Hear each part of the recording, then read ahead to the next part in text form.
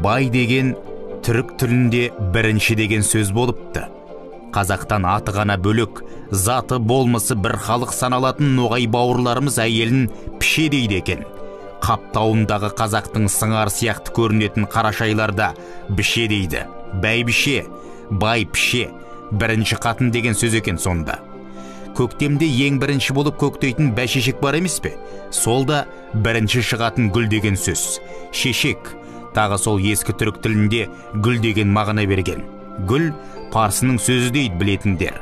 Сонда қазақтың байы мемлекеттегі бірінші адам деген мағына беріпті. Титул, статус екен ол.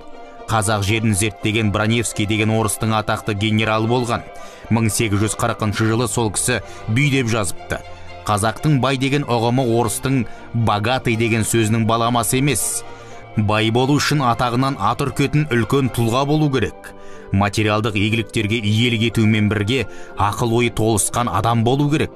Шынымен де қазақтың байлары шетінен бай ғана емес, ауыл аймағына, халыққа қарайтын, ұлттың болашағы үшін жауапты тұлғалар болатын.